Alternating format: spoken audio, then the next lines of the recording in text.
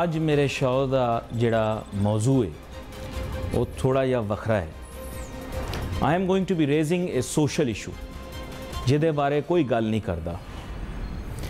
The issue and challenges के anchor majority जिहड़े ने वो पंजाब तो ताल्लुक रखते हैं, पर मेजर इशू पंजाब दा कोई रेज नहीं करता। साडा इशू ना सियासी ना मुआशी, एक वड्डा अजदहा जिहड़ा वो पूरे पंजाब नूं निगल रहा है ते वो है नशे दा, मनशियात दा, ड्रग्स दा। ते जिस चीज़ ते मैं एम्फसाइज करना चाहना वो है कि कोई भी इस बारे गल नहीं करता।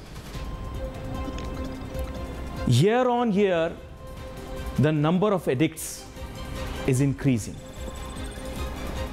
ते ए जिहड़ी लत है छड़दी भी नहीं। इहदे बारे क्यों कोई सीरियस नहीं, मैनूं समझ नहीं लगती। ड्रग माफिया इन्ना कोई मजबूत है कि कोई इन्हां दे बारे च गल नहीं कर सकता।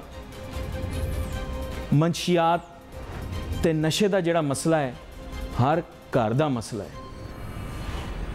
ते ए उड़दा पंजाब कदे भी तरक्की नहीं कर सकता।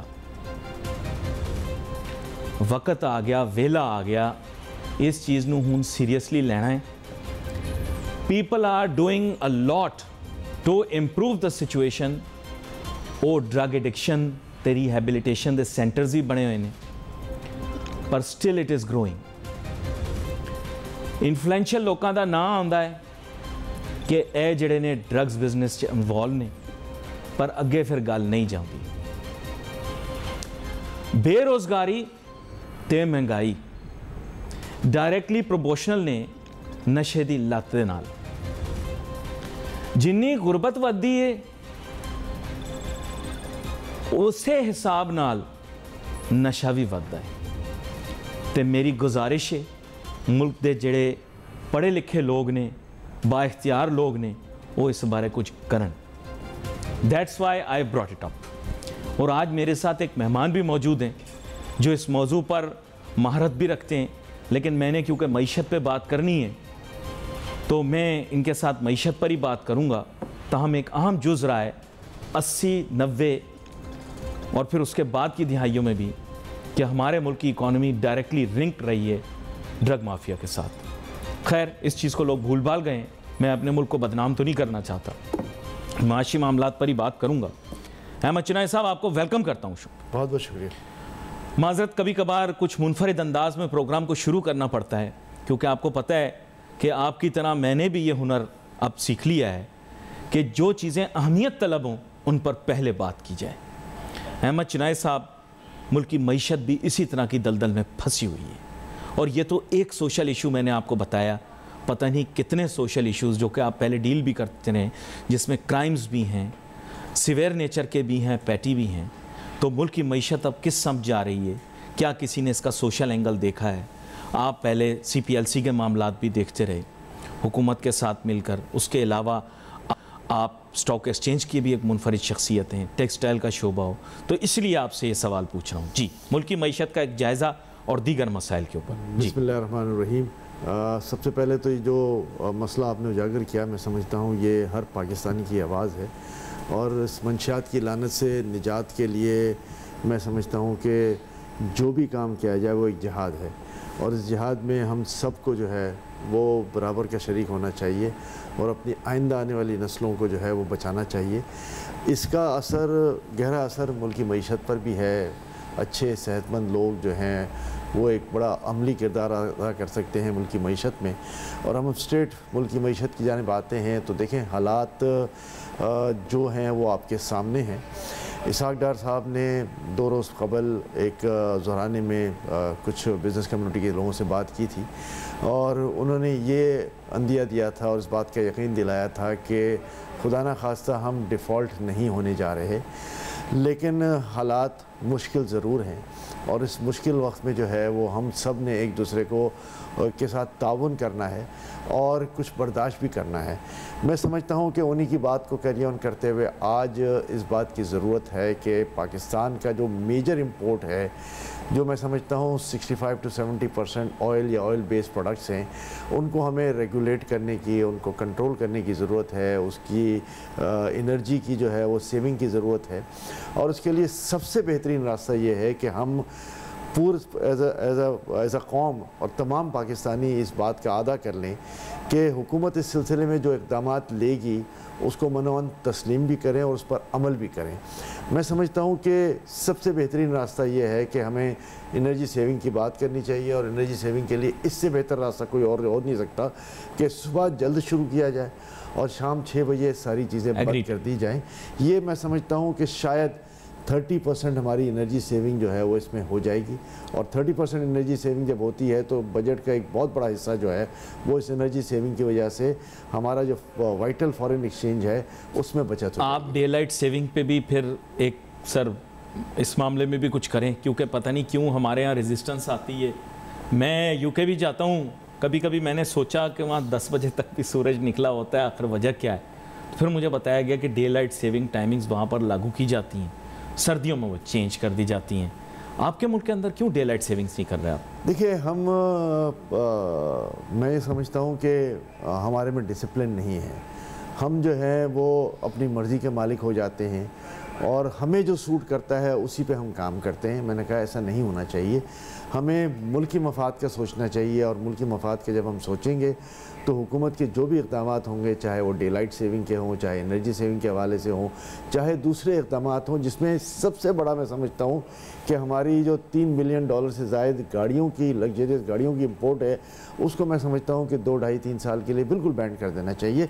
ये एक बहुत बड़ी सेविंग है, एक बहुत बड़ा चंक है जो हमारे पास आएगा। पर आपके दोस्त आपके दुश्मन बन जाएंगे, वो तो नई नई गाड़ियाँ निकालते हैं, लोगों को दिखाते भी हैं। आज मुल्क के लिए अगर ये ज़रूरत है तो फिर मुल्क के लिए ये ज़रूरत जो है उसका कोई नेमो बदल नहीं है, उस पर हमें जो है वो लब्बैक कहना चाहिए। नहीं तो इतने साल, 75 साल मुल्क के एक गाड़ी हम प्रोड्यूस नहीं कर सके, इंडिजिनसली प्रोड्यूस नहीं कर सके। अगर कोई कर भी रहा है तो वो या CKD या फिर वो SKD या फिर वो आपको पता है पूरी की पूरी जो है बनी हुई आ रही है रेड यूनिट। सर समझ में नहीं आता। देखिए, जब रिस्ट्रिक्शंस होंगी, जब दरामद की इजाज़त नहीं होगी, तो मैं समझता हूँ कि फिर कोई ना कोई हल निकलेगा। जहाँ ज़रूरत महसूस होगी वहाँ फिर इसका रिजॉल्वेंस भी आएगा, और मैं समझता हूँ कि पाकिस्तान बहुत सारी चीज़ों में खुद कफील भी हो जाएगा। मैं मोबाइल फ़ोन्स की भी बात करता हूँ, $1.2 बिलियन की मोबाइल फ़ोन की हमारी इंपोर्ट है। खुदारा ये भी साल 2 साल के लिए अगर हम बैन कर दें और यहाँ अपनी इंडिजीनियस नहीं, लेकिन यहाँ पर एक आपको पता है पाकिस्तान का, I don't think they are the biggest group but one of the biggest group, वो जो है वो आपको पता है यहाँ पे असेंबलिंग उन्होंने शुरू कर दी है। होपफुली लेट्स होप कि वो मैन्युफैक्चर भी करें, तो they are doing it in licence with in other company. Pakistan में 4 बड़े यूनिट्स हैं जो इस वक्त काम कर रहे हैं, और उसमें मेरा ख्याल है 2 कराची में हैं और 2 पंजाब में हैं। मैं समझता हूँ कि ये वक्त आ गया है कि ये चारों यूनिट जो हैं इसकी तरह के मल्टीप्लाई 40 यूनिट और हो जाएं। बहुत सारे यूनिट्स हैं और भी काम कर रहे हैं, मगर वो बहुत छोटे छोटे क्वांटिटीज़ में कर रहे हैं, उनको बड़ा बनाने की ज़रूरत है। मैं समझता हूँ कि जब ये सिलसिले हो जाएंगे और हम अपनी इंडिजिनियस प्रोडक्ट को जो है वो सामने लेकर आ जाएंगे, तो बहुत सारा जो इम्पोर्ट रिलायंस है उसको ख़त्म हमें करना पड़ेगा। लेकिन मेरे एक सवाल का आपने जवाब देना है, वो ये है कि 75 साल से वो मुल्क जो आज क्लेम करता है कि हम एक जोहरी ताकत हैं, हमने जोहरी हथियार बनाया है, जो कि और ममालिक नहीं बना सके, इवन इन आवर नेबरहुड किसी के पास नहीं बन सका, तो वो एक छोटा सा मोबाइल फ़ोन नहीं तैयार कर सकते, एक 4 पहियों की गाड़ी नहीं तैयार कर सकते। सर माजरत, मुझे ये बातें समझ में नहीं आती। आपकी बात बिल्कुल ठीक है, इसमें कोई दो राय नहीं है। हालात और वक्त आपके सामने हैं, और हमारा गिला हमारे इंडस्ट्रियलिस्ट ही होगा, हमारे अपने भाइयों से ही होगा कि हमने कोई ऐसा काम नहीं किया कि जिससे मुल्क की अपनी शनाख्त हो जाए। लेकिन चले नहीं किया, 75 साल में नहीं किया, अब कर लें, तो आगे करने पे कोई पाबंदी तो नहीं, खुदा ना खास्ता। तो आज वक्त आ गया है, आज इस बात की ज़रूरत महसूस हो रही है, तो आज हम लब्बैक कहें और इस पर काम करें, बजाय इसके कि हम इंपोर्ट रिलायंस पे चले जाएं। मैं आपको बताना चाह रहा हूँ कि अगर बहुत सारी चीज़ें ऐसी हैं कि जिसको अगर हम कंट्रोल कर लें और यहाँ पे लोकल इंडिजीनियस प्रोडक्ट को लेकर आ जाएँ, तो मैं समझता हूँ एक मोहतात अंदाजे के मुताबिक 10 से 15 बिलियन डॉलर की हमारी बचत हो सकती है प्रेशियस फॉरेन एक्सचेंज की। और एक दफ़ा ये बचत हो गई तो मैं समझता हूँ कि फिर इसका एक बहुत बड़ा लंबा सिलसिला चल पड़ेगा। दूसरा बड़ा एस्पेक्ट जो है वो हमें जो मुझे सबसे बड़ा प्रॉस्पेक्ट नज़र आता है जिसमें कोई बहुत बड़े इंफ्रास्ट्रक्चर की ज़रूरत नहीं है, वो IT इंडस्ट्री है। IT इंडस्ट्री, और उसकी तफसील आपसे लेता हूँ। चुनाई साहब बता रहे थे कि एक फील्ड ऐसी है जिसमें इंफ्रास्ट्रक्चर की इतनी रिक्वायरमेंट नहीं है, लेकिन अनफॉर्चुनेटली उस पर तवज्जो भी इतनी नहीं है। क्यों नहीं है ये जानने की कोशिश करते हैं अहमद चिनाई साहब से। अहमद चिनाई साहब, क्यों नहीं है? क्योंकि आपको पता है कि हिंदुस्तान की एक बहुत बड़ी IT कंपनी है जिसने पहले सबसे बड़ा बिज़नेस जो है वो ये इस्टेब्लिश किया। अब सुना है, मेरा ख्याल है कि उनके दामादी जो हैं वो वज़ीर आज़म बरतानिया भी बन गए, ऐसा मेरा ख्याल है। तो सर हम भी कुछ कर लें तो अच्छा ना रहे। कि हमने क्यों नहीं किया उसको रोने पीटने से कोई फ़ायदा नहीं है। हम अब क्या कर सकते हैं और क्यों नहीं कर रहे उस पर हम बात करें। तो मैं समझता हूँ कि हम बिल्कुल कर सकते हैं। पाकिस्तान में एक बहुत बड़ी तादाद यूथ की है। 60% तादाद ऐसे लोगों की है जो 30 एंड बिलो हैं, और मैं समझता हूँ कि वही राइट एज है कि हम IT के कल्चर को उनके साथ ला सकते हैं पाकिस्तान में। बहुत सारी ऑर्गेनाइजेशंस अब सामने आ रही हैं जो IT ट्रेनिंग देना चाह रही हैं, जिस पर उन नौजवानों को जो है वो रोज़गार मिल जाएगा।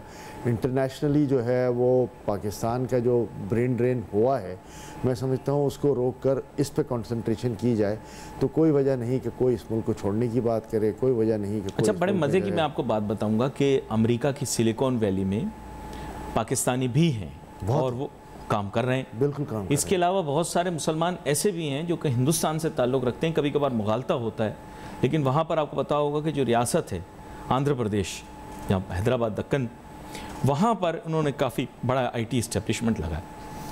देखिए, आपको भी IT सिटी की ज़रूरत है, सिलिकॉन वैली की ज़रूरत है, एक जगह की ज़रूरत है। सिर्फ हाउसिंग सोसाइटियाँ ही बनाएंगे आप लोग? आप एक IT सिटी भी बना लें सर, हाउसिंग सोसाइटियाँ बना के प्लाट बेचना 80 गज़ 120 गज़। देखिए, मैं समझता हूँ कि आज ये वक्त आ गया है हम डिफरेंट IT प्लेटफॉर्म्स डेवलप करें। पाकिस्तान में एक कसीर ज़र मुबादला जो है वो आ सकता है, और हम अनफॉर्चुनेटली उस पर तवज्जो नहीं दे रहे थे। अब बहुत सारे लोगों को इस बात की अवेयरनेस आ गई है, लोग इस पर काम भी कर रहे हैं। पाकिस्तान की IT एक्सपोर्ट जो है पिछले 2-3 सालों में आप देखें तो हम 3-3.25 बिलियन डॉलर पे पहुंच गए हैं।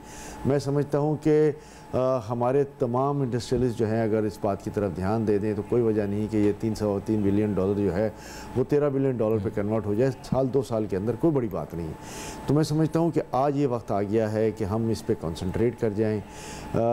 थोड़ी सी तवज्जो जो है मिनिस्ट्री की भी, थोड़ी सी तवज्जो फाइनेंस मिनिस्ट्री की भी, और थोड़ी सी तवज्जो गवर्नमेंट की भी जो है अगर इस सेक्टर की तरफ आ जाए तो मैं आपको ये यकीन दिलाता हूँ कि ये सेक्टर में इतना बड़ा पोटेंशियल है कि इसमें वो ये किसी की जागीर नहीं है। इसको हमें ओपन अप करने की ज़रूरत है। जो प्रेजेंट IT कंपनीज़ हैं उनको भी मैं कहूँगा, मैं एक ट्रेंड देख रहा हूँ कि उनको भी जो है वो अपनी इंफॉर्मेशन डिसेमिनेट करनी चाहिए और लोगों को इसमें इंकरेज करना चाहिए। लेकिन मैं आपके सामने नहीं हो रहा। एक खाका रखता हूँ। बुनियादी तौर पे आपको पता होगा कि कैलिफोर्निया वो रियासत है अमेरिका की जो कि वन ऑफ द रिचेस्ट, आप समझ लें its economy is bigger than many countries as well. वहीं पर पालो अल्टो, सैन फ्रांसिस्को के आसपास जो एरिया है वहाँ पे इतनी सारी कंपनियाँ IT खुल गई हैं, लेकिन शारा फैसल उसको मिमिक तो नहीं कर सकता सर। हमें एक डेडिकेटेड इंफ्रास्ट्रक्चर बेस्ड एरिया चाहिए जो स्प्रेड आउट हो, क्योंकि वो लोग ये जानते हैं कि क्रिएटिव आइडियाज़, प्रोग्रामर्स, इन सब के लिए एक आपको हेल्दी इन्वायरमेंट क्रिएट करनी।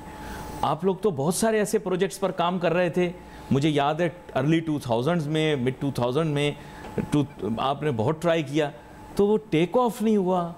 एजुकेशन सिटी भी टेक ऑफ नहीं हुई। देखिए, नहीं हुए, लेकिन अब करने की ज़रूरत है। IT पार्क जो है वो सिंध हुकूमत का भी ख्वाब है, फेडरल गवर्नमेंट का भी ख्वाब है। फेडरल मिनिस्टर IT ने अब एक एयरपोर्ट के नज़दीक IT पार्क बनाने का काम शुरू किया है। मैं समझता हूँ कि ये काफ़ी नहीं है, ये एक बहुत बड़ा एरिया जो है वो इसके लिए मुख्तस करना पड़ेगा, जिसमें तमाम इंडस्ट्रियलिस्ट को दावत दी जाएगी कि आएँ प्लॉट लें और फ्री में प्लॉट लें। लेकिन इस प्लॉट लेने के साथ साथ इस बात का भी बताएँ कि साल भर में IT इंफ्रास्ट्रक्चर कंपनी वहाँ बना लेंगे। अगर ये नहीं बना पाते और ये फिर उसी ट्रेडिशनल चीज़ों में चले जाते हैं या प्लॉट की सेल परचेज में चले जाते हैं तो मैं समझता हूँ कि कि ये हम इसमें कोई अच्छा काम नहीं करेंगे, हम वही ज़मीनों की तिजारत करेंगे। आज ज़मीनों की तिजारत के बजाय आईटी पार्क में ज़मीन पे आईटी इंफ्रास्ट्रक्चर के साथ आईटी लेवल की इंडस्ट्री आए, और उस आईटी लेवल की इंडस्ट्री जो है वो नौजवान, जैसे पोर्ट कासिम के लिए भुट्टो साहब ने ख्वाब देखा था वो राइन बनेगा, लेकिन वो कुछ और ही बन गया, लोगों ने इतने प्लाट बेचे खरीदे वहाँ पे। देखिए ठीक है, लेकिन फिर भी पोर्ट कासिम पाकिस्तान का दूसरा पोर्ट है। पहला कराची पोर्ट, दूसरा पोर्ट कासिम, तीसरा अब गवादर आ गया है। मैं समझता हूँ कि इस तरह के बहुत सारे पोर्ट्स आने चाहिए थे। आज जो फैसले होते हैं, आज जो इंडस्ट्रियल या आज जो एक आउटले होता है उसका डिविडेंड 10 साल 20 साल 30 साल। भाई आप तो कारोबारी आदमी हैं, आपको पता होगा तारीखी तौर पर यहाँ पर बहुत सारे पोर्ट एरियाज आइडेंटिफाई हुए थे, उनमें से एक केटी बंदर भी है। तो क्या हुआ अगर वो हिंदुस्तान के बॉर्डर के नज़दीक है, but that's a port, national port, उसको क्यों नहीं एक्सप्लॉइट आप करते? देखिए उसको भी एक्सप्लॉइट करने की ज़रूरत है, मैंने कभी ये इनकार नहीं किया, और मैं समझता हूँ कि केटी बंदर जो है वो पीपल्स पार्टी का एक ख्वाब था, बेनज़ीर भुट्टो साहिबा का ख्वाब था, और उन्होंने वहाँ पर इसका अंदिया दिया था कि यहाँ पोर्ट बनाया जाएगा। तो मैं समझता हूँ कि उसको रियलिटी में लाया जाए, ministry of ports and shipping जो है उस पर काम कर ले, और कोई वजह नहीं कि वहाँ पर भी एक बहुत बड़ा पोर्ट हम डेवलप कर लें। यहाँ पहले ज़रूरत इस बात की है कि जो एग्जिस्टिंग पोर्ट्स हैं, कराची में दूसरी जेटी नहीं बन रही, गवादर पोर्ट की डेवलपमेंट जो है वो उस स्पेस पर नहीं है जो उस पर डिज़ायर्ड थी, और जो हम सोचते थे कि 2022 से इसमें यहाँ पे जो है वो बड़ी गहमा-गहमी होगी, तो वो भी प्लाटों की नज़र हो गया ना सर, प्लाटों की नज़र। देखिए अब हो गया, लेकिन अब पॉलिसीज़ को बेहतर करने की ज़रूरत है, चीज़ों को ठीक करने की ज़रूरत है, और हम पुराने को ना रोएं, नए में क्या बेहतरी ला सकते हैं, क्या डेवलपमेंट। अच्छा, ये हमारा क्या कॉम्प्लेक्स है हमारे दिलों के अंदर कि हम चाबहार के पीछे पड़ गए। हम कॉम्प्लेक्स क्यों हैं? हम बचपन से अपने कज़न के साथ, कभी भाई के साथ मुकाबले शुरू कर देते हैं। भाई वो चाबहार है, वो अपना काम कर रहे हैं, आप गवादर हो, आप अपना काम कर रहे हो, ये क्या बात हुई? वो गंदे हैं, हमारा ज़्यादा अच्छा है चाबहार से, हम ज़्यादा गहरे हैं, हम ये क्या ड्रामे करके क्या हासिल हुआ? ये सारी तो सियासी बातें हैं। काम ये होना चाहिए कि आप अपने काम पर फोकस कर लें, और गवादर पोर्ट की जो डेवलपमेंट है जिसमें 6-7 बर्थें बननी थी वो बनाएं, उनको लेकर आगे बढ़ें, फॉरेन इन्वेस्टर्स को लेकर आएँ, और गवादर का जो प्रोस्पेक्ट है चाइना की मदद के साथ, मैं समझता हूँ बहुत बड़ा प्रोस्पेक्ट है। अनफॉर्चुनेटली हम उस पर कंसंट्रेट करने के बजाय दूसरी ज़ैली बातों पे आ जाते हैं। वहाँ के अवाम के हुकूक की जब हम बात करते हैं तो वो भी अपनी जगह पर जो है वो होने चाहिए, मैं उससे भी इनकार नहीं करता, होने चाहिए। लेकिन हम कैसे प्रोग्रेस करें, किस तरह सीपैक की जो आपने बीबी का जिक्र किया, बीबी ने आपको पता है माजी में ओमान वाला भी किया था, उनके साथ ओमान वालों के साथ भी राब्ता किया था, फिर आपको पता होगा इसके अंदर फिर सिंगापुर वालों से भी बात की थी, चाइना के आने से पहले इन पार्टियों के साथ बात हो रही थी, डीपी वर्ल्ड वाले उनसे भी शायद बात की थी, अब पता नहीं मुझे क्या हुआ। मुझे ये याद है कि सिंगापुर की कंपनी के साथ जो यहाँ लोकल कंसोर्शियम था AKD का, जी, उन्होंने जो है वो इस पर साइन किया था, उस पर काम होना था, अनफॉर्चुनेटली वो काम रुक गया, मगर मैं समझता हूँ कि नहीं, ये तासुर दिया वो चले गए, नहीं ये गलत था, मेरा पता नहीं, मुझे समझाएं आप। मैं आपको बताता हूँ, उसमें उस वक्त जरदारी साहब ने चाइना को इस बात पे आमादा किया, और जब चाइना को आमादा किया तो जाहिर है जो एक प्रीवियस एग्रीमेंट था जो वो फुलफिल नहीं कर पाए थे सिंगापुर वाले, उससे जो है वो जान छुड़ानी थी। लोकल इसमें कंसोर्शियम AKD के साथ था। मैं यहाँ खराज तहसीन पेश करता हूँ अकील भाई को, उनकी पूरी टीम को, कि उन्होंने मुल्क की खातिर इतनी बड़ी कुर्बानी दी और सिंगापुर के एग्रीमेंट को एग्जिट करवाया, और साथ में जो है वो सीपैक का चाइना के साथ एग्रीमेंट पाकिस्तान का करवाया। ये एक बहुत बड़ा काम है, मैं समझता हूँ ये पाकिस्तान के हीरो हैं कि जहाँ सिंगापुर की एक लीगल बाइंडिंग थी, उस बाइंडिंग से हटना, अपनी ज़मीनें सेक्रीफाइस करना, अपना आगे का प्रॉफिट सेक्रीफाइस करना, और फिर चाइना के साथ पाकिस्तान गवर्नमेंट का जो है ये जो आपका बड़ा एहसान और खूबसूरत अंदाज है ना, जिसमें आप पोशीदा अपनी बात कर देते हैं, किसी को बुरी भी नहीं लगती। ये जो आपने अपने स्टाइल के अंदर जो बातें कह दी ना, वो सब हमें भी समझ में आ गई, लोगों को भी समझ में आ गई। सर वैसे आपको मान गए, ऐसे टेक्निकल तरीके से आपने बोली बात, जहाँ क्रेडिट देना है वहाँ क्रेडिट, सब गर्विदा हो गए आपके, वहाँ क्रेडिट आज तक नहीं मिला। मैं समझता हूँ किसी मीडिया के फोरम पे इतना बड़ा क्रेडिट नहीं किया। नहीं, लेकिन आपने अपनी बात कह दी घेरी, जो बात कहने वाली थी स्ट्रेटेजिक वैल्यू वाली, वो तो आपने कह दी। जी बिल्कुल, ज़ाहिर है पाकिस्तान के मफाद में जो काम होगा, जो बात होगी, वो ज़रूर की जाएगी। देखिए, इसमें पाकिस्तान के इंटरेस्ट की जहाँ तक आपने बात की, बड़ी अहम बात आपने की, लेकिन current setting and scenario is very clear. हम अपनी टाइमलाइन में बहुत पीछे हैं सर। इंसान की लाइफ है ना बड़ी लिमिटेड है, और लॉन्ग टर्म की जब बात की जाती है आज के दौर में 10 साल से ज़्यादा नहीं है, 10 साल से ज़्यादा नहीं है। तो अब आप मुझे बताएं कि लॉन्ग टर्म 10 ईयर्स, ये प्रोजेक्ट तो 10 ईयर्स होने वाले हैं। इसको 15 ईयर का टारगेट था, 25 ईयर का टारगेट था। हम तो मेरे ख्याल 10 ईयर के टारगेट को मीट नहीं किए। वहाँ पर आबादी नहीं आई, वहाँ पे डेवलपमेंट उस बेस में नहीं हुई। आपके ख्याल से इन्वेस्टमेंट लोग ऐसे ही ले आएंगे अगर आप अपनी टाइमलाइन नहीं मीट लेकिन मैं दो चीज़ों पर बड़ा स्ट्रांगली बिलीव करता हूँ कि लोग वहाँ जाकर आबाद होते हैं जहाँ पानी होता है, वहाँ जाकर आबाद होते हैं जहाँ इंफ्रास्ट्रक्चर होता है, और वहाँ जाकर आबाद होते हैं जहाँ ज़िंदगी की ज़रूरियात उनकी पूरी हो जाएं। अनफॉर्चुनेटली हमने जब पोर्ट को डेवलप करना शुरू किया तो हमको उसको सिटी को भी साथ साथ डेवलप करना था, और सिटी में जितनी मराहत लानी थी वो लेकर आ जाते। ज़ाहिर है शुरू में वो मराहत जो है वो एक्सेसिव हो जाती, लेकिन वक्त के साथ साथ जब आबादी आती, आज मुझे ये बताएं कि गवादर में एक बहुत बड़ा प्रॉस्पेक्ट नज़र आ रहा है, लेकिन लोग हेजिटेंट हैं वहाँ जाकर रहने को। वो कहते हैं जी पानी नहीं है वहाँ पे, पानी का टैंकर जो है वो बहुत महंगा आता है, डिसैलिनेशन प्लांट जो है वो लग रहा है, ज़्यादा उनको फियर है, हॉस्पिटल, सिक्योरिटी, मैं आपको बताऊँ ज़्यादा इशू सिक्योरिटी, सारी चीज़ें हैं। इन सब को गवर्नमेंट को इंश्योर बनाना था, बलूचिस्तान गवर्नमेंट को और फेडरल गवर्नमेंट को, कि हम किसी तरह जो है वो उसको ठीक कर लेते हैं उन चीज़ों को, और उनकी डेवलपमेंट कर देते। तो कोई वजह नहीं कि पाकिस्तान की एक कसीर तादाद की आबादी वहाँ शिफ्ट होती माश के लिए, रोज़गार के लिए, और मैं समझता हूँ कि इसके बाद उस पोर्ट की डेवलपमेंट जो है वो भी बेहतर तरीके से हो सकती थी। मुमकिन है अगर आगा खान साहब के साथ बराह रास्त बात हो जाती तो बेहतर रहता, मामला काफ़ी हद तक आगे भी बढ़ते, नोटू भी मिल जाते। लेकिन अब सारी बातें तो प्रोग्राम के अंदर मैं और अहमद चिनाई साहब आपको नहीं बता सकते, लेकिन अब सम अप करते हैं। और इन्होंने भी यही कहा था कि जो हो गया सो हो गया, अब आगे क्या होगा। अब बात यह कि आगे क्या करना है, इस पे मुख्तसर बात करना तो बहुत मुश्किल है, लेकिन कम से कम कंक्लूजन के अंदर अहमद चिनाई साहब आपको हमें ये ज़रूर बताना पड़ेगा, ख़ास तौर पे सरमायाकार आपकी बात का बहुत वज़न, आपकी बात को बहुत वज़न देते भी हैं। इशू ये है the investment climate in Pakistan has change. Property, construction, real estate के शोबे के अंदर आप देख रहे हैं कैसा भूचाल आ गया। स्टॉक मार्केट की जानिब तो लोग ऐसे देखते ही नहीं, जैसे कोई नई दुल्हन आती है ना, दूल्हे को नापसंद आ जाती है तो फिर वो उसकी तरफ देखता नहीं है। बिल्कुल ऐसे ही सरमायाकारों ने स्टॉक एक्सचेंज की तरफ देखना बंद कर दिया है। सर इस मामले का क्या हल है? लोग पूछते हैं स्टॉक का कोई बात नहीं कर रहे, कंस्ट्रक्शन की कोई बात नहीं कर रहे। जी देखिए, सबसे पहले तो मैं स्टॉक एक्सचेंज की बात करूँगा, मेरा बराह रास्त ताल्लुक भी उससे है, और स्टॉक एक्सचेंज में जो लैक ऑफ इंटरेस्ट है इन्वेस्टर्स का भी और सरमायादारों का भी, उसकी सबसे बड़ी वजह दो हैं। एक, मैं बरमला ये कहता हूँ कि जिस मुल्क में 16, 17, 18% इंटरेस्ट रेट चल रहा हो, वहाँ पर स्टॉक एक्सचेंज का रिटर्न देखा जाता है कि स्टॉक एक्सचेंज का रिटर्न क्या है। हमारा एवरेज रिटर्न जो है वो 7 से 8% है, और ये तो डिविडेंड रिटर्न है, और इसी तरह कैपिटल यील्ड जो है वो भी 7 से 8% है। तो लेकिन स्टॉक तो गिर नहीं रहा ना, मसला यही तो है, खुल के आप गिरा भी नहीं रहे ना। मैं पूरी बात कर रहा हूँ, ये एवरेज यील्ड जो है वो मिला के 15-16%, और वो भी सेलेक्टेड स्टॉक्स के अंदर। लेकिन इसमें कोई गारंटी नहीं है कि आपको डिविडेंड मिलेगा, इसमें कोई गारंटी नहीं है कि आपको कैपिटल यील्ड मिलेगा, और लोग जो हैं वो जो एक फ़िक्स इनकम है 16, 17, 18% उस पर चाह रहे हैं। लेकिन ये तो एक पहलू हो गया। दूसरा पहलू ये हो गया कि जब मैं डिविडेंड की बात कर रहा हूँ तो कंपनीज पे पहले पाबंदी थी, और इसके बाद ये पाबंदी फौरी हटा ली गई कि अपनी इनकम का मिनिमम 40% जो है वो डिविडेंड पे आउट करें लोगों को, कि लोगों ने इन्वेस्टमेंट्स की हैं और उनको भी पैसे मिलने चाहिए। सिर्फ जो एमडीज़ हैं या एडमिनिस्ट्रेशंस हैं या जो पेड डायरेक्टर्स हैं उनके मज़े नहीं होने चाहिए इस कंपनी में, और जो इसके रियल इन्वेस्टर्स हैं उनको भी पैसे मिलने चाहिए।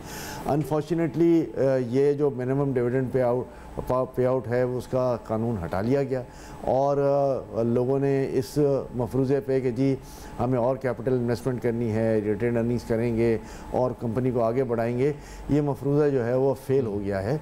मफरूज़ा यही होना चाहिए कि जी मैंने इन्वेस्टमेंट की है और मुझे उसका डिविडेंड यील्ड ज़रूर मिलना चाहिए। तो ये दो पॉइंट जब तक डिविडेंड यील्ड वाले, और इसके बाद जो दूसरी बात मैंने कही उसको अगर हम जब तक लेके नहीं चलेंगे, जो इंटरेस्ट की वाली बात है, मैं समझता हूँ कि हमारी स्टॉक मार्केट जो है वो आगे नहीं बढ़ सकेगी। देखिए मार्केट में नफ़ी हो रही है ना फैक्ट्स की। देखिए आप खुद इस शोबे से वाबस्ता हैं, मार्केट में रिटर्न नहीं आ रहा, शेयर की कीमत गिराओ, बेचना खरीदने का सिलसिला तो शुरू हो, कारोबार होगा तो लोग आएंगे ना। मार्केट में हर बंदा माल लेके बैठा हुआ है, दूसरा आदमी पैसे नहीं डाल रहा। आपको ये भी पता है कि स्टॉक मार्केट जो है वो उसका बहुत बड़ा ताल्लुक जो है वो मुल्की हालात पर भी होता है, पॉजिटिव रिएक्शंस पे भी होते हैं। और स्टॉक मार्केट वो मार्केट है जो किसी भी हालात पे बड़ी तेज़ी से रिएक्ट करती है। अगर हालात ख़राब हो रहे होते हैं तो फौरी तौर पे प्राइसेस नीचे आना शुरू हो जाती हैं, हालात पॉजिटिव होते हैं तो प्राइसेस बढ़ना शुरू हो जाती हैं। तो हमें मुल्की हालात को, परसेप्शंस को भी ठीक रखना है, लॉन्ग टर्म स्टेबिलिटी की बात करनी है। अनफॉर्चुनेटली लॉन्ग टर्म स्टेबिलिटी यहाँ है नहीं। स्टॉक में हर बंदा लॉन्ग टर्म इन्वेस्टर तो नहीं है ना, शॉर्ट टर्म इन्वेस्टर भी है, डे ट्रेडर भी है। वो ट्रेडिंग करेगा, शेयर की कीमत गिरेगी, आगे अगर लुक्रेटिव होगी लोग खरीदेंगे। अभी सारे लोग लॉन्ग टर्म तो नहीं बैठे हुए ना, लोग माल बेच ही नहीं रहे। मतलब मजा नहीं ना आ रहा। मजा तो तब आता है जब बिकता खरीदता है। आपका कारोबार भी तो तब चलता है जब लोग चीजें खरीदते बेचते हैं। मेरे स्टॉक की प्राइस 1/3 हो गई है तो मैं कहता हूं मैं वेट कर लूं, साल भर वेट कर लूं, 2 साल वेट कर लूं, कभी ना कभी तो प्राइस। आप तो लॉन्ग टर्म इन्वेस्टर बन गए ना फिर। तो देखिए मार्केट जो है ना वो होनी चाहिए लॉन्ग टर्म इन्वेस्टर्स की। ये डे ट्रेडिंग या वीकली ट्रेडिंग ये स्पेकुलेशंस होती हैं, और स्पेकुलेशन से जो है वो मैं समझता हूँ कि स्टॉक मार्केट में कोई पॉजिटिव इम्पैक्ट नहीं आता। पॉजिटिव इम्पैक्ट जो है वो लॉन्ग टर्म जो होल्डर्स हैं उनका आता है, लॉन्ग टर्म प्रोस्पेक्ट लेके चलना होता है, और इस बात को यकीनी बनाना होता है कि ये कंपनी जो है वो तरक्की करेगी, हमें डिविडेंड भी देगी, और इसका जो कैपिटल यील्ड है वो भी बढ़ेगा। तो ये बहुत इंपॉर्टेंट। मार्केट इन्फ्लेटेड नहीं है आपके ख्याल से? देखिए लोग माल रोक के बैठे हुए हैं, इन्फ्लेटेड मार्केट है? नहीं, इस वक्त तो कोई मार्केट इन्फ्लेटेड नहीं है। मैं कहता हूँ मार्केट जो है वो हमारा पी रेशो जो है वो 3-4 पे चल रहा है, जो 11-12 पे ट्रेडिशनली दुनिया में होता है। तो मार्केट में तो बड़ी गुंजाइश मौजूद है। अली भाई, मार्केट को जब आप बात कर रहे हैं तो मार्केट मैं समझता हूँ कि इस स्टेज से 50,000 पॉइंट भी ऊपर जा सकती है अगर सही मानों में सही परसेप्शंस हो और लोग इन्वेस्टमेंट में करें, इसलिए कि मार्केट में ऐसे शेयर्स। क्लाइमेट भी तो अच्छा हो ना। देखिए वो क्लाइमेट भी होगा। आप अगले पिछले 3-4 साल की अर्निंग्स देख लें तो स्टॉक एक्सचेंज में रिकॉर्ड अर्निंग्स आई हैं जो लिस्टेड कंपनीज हैं उनकी, और उनकी अर्निंग्स ये हैं कि जो 2 अरब कमाता था वो 20 अरब कमाने लग गया, जो 20 अरब कमाता था वो शायद 50-60 अरब कमाने लग गया। तो ये एक बहुत पैराडाइम शिफ्ट आया, लेकिन इसके बावजूद भी जो है वो शेयर प्राइसेस बढ़ी नहीं है बल्कि मुतवातिर गिरती गई हैं। और शेयर मार्केट में इंटरेस्ट नहीं है लोगों का। व्यापारी कह रहा है मैं 60 रुपए का डॉलर था 2008 में जब मार्केट गिरी थी, और अब जो है 250 के ऊपर डॉलर पहुंच गया है। उसकी शेयर की वैल्यू वहीं खड़ी हुई है या उससे थोड़ी सी बढ़ गई है, तो उसका दिल कहता है ना कि यार बेहतर ये होता मैं वो ले लेता। इतना साइंसदान तो वो नहीं है ना कि यील्ड कलेक्ट करे और कितनी इनकम उसने उसको डिस्काउंट करे। क्या कहते हैं आप? बिल्कुल ठीक है। देखें ये तो एक सानिया है जो हमारे इन्वेस्टर्स के साथ हुआ है, और मैं समझता हूँ कि अब रेगुलेटर्स का ये वक्त आ गया है कि रेगुलेटर्स जो हैं वो इन सारी चीज़ों को मैनेज करें, कंपनीज़ को जो है वो पाबंद करें कि डिविडेंड दें, और कंपनीज़ जो मेल प्रैक्टिसेस कर रही हैं उनको रोकने के लिए सब्सटैंशियल इकदाम करें। देखिए तो इसमें आप लोगों का स्टॉक एक्सचेंज में है ना एक डिपार्टमेंट के जो इस चीज़ों को देखता है कि नहीं? देखिए वो तो RAC है, रेगुलेटरी अथॉरिटी मौजूद है, और उसको सुपरसीड करता है SECP। मैं समझता हूँ कि उन कंपनीज़ की अकाउंटेबिलिटी होनी चाहिए जो डिविडेंड बिल्कुल नहीं दे रहे, या जिनकी शेयर प्राइसेस नीचे गई हैं, या जिनकी लिस्टिंग जो है वो सही मानों में सही प्राइस रेंज बाउंड पे नहीं हुई। पिछली जो लिस्टिंग्स हुई थी अगर आप देख लें, मैं एक कंपनी की मिसाल देता हूँ कि अगर 72 रुपये में उसकी लिस्टिंग हुई थी तो आज सवा साल में उसका शेयर जो है 27-28 रुपये हो गया है। नहीं, लेकिन आपका ज़हन सवाल करता है ना कि अब टेक्सटाइल वालों को खूब दबा के फ़ायदा हुआ है, अब उनकी अगर बैलेंस शीट वो रिफ्लेक्ट नहीं कर रही तो इस मामले में भी कोई तरीकाकार होना चाहिए ना चेक करने का। देखिए बिल्कुल ये जो लिस्टेड कंपनीज हैं जिन्होंने पब्लिक के सरमाए पे काम कर रही हैं उनको जो है वो ये उनके चेक एंड बैलेंसेस होने चाहिए, उनकी रेगुलेशंस होनी चाहिए, और उनका ये देखना पड़ेगा कि जब टेक्सटाइल का इतना बूम आया और इन्होंने बेतहाशा पैसे कमाए तो इसके बाद पब्लिक को क्यों नहीं दिया, बैलेंस शीट क्यों उसको शो नहीं कर रही, ये सारी चीज़ें जो हैं वो रेगुलेशन का काम है। तो ये रेगुलेशन जो लेकिन ये पॉइंट तो है ना, इट्स अ वैलिड पॉइंट। बिल्कुल है, बड़ा वैलिड पॉइंट। मैं ये समझता हूँ कि हमने शायद जो ट्रैक होल्डर्स हैं उनको तो ज़्यादा रेगुलेट किया हुआ है, लेकिन हमने जो लिस्टेड कंपनीज़ हैं उनकी रेगुलेशंस जो हैं वो हमने नहीं की हुई सही तरीके से। ये बड़ा आम नुक्ता है और मेरे ख्याल से मीडिया पर बहुत कम डिस्कस हुआ है जो आज अहमद चंद ने जिसकी निशानदेही की। आपका बहुत शुक्रिया, आप शो पर हमारे साथ शामिल हुए। नाजरीन, we wait for message on Facebook. Ali Nasir हमारी टीम को इजाज़त दीजिए। अल्लाह हाफ़िज़।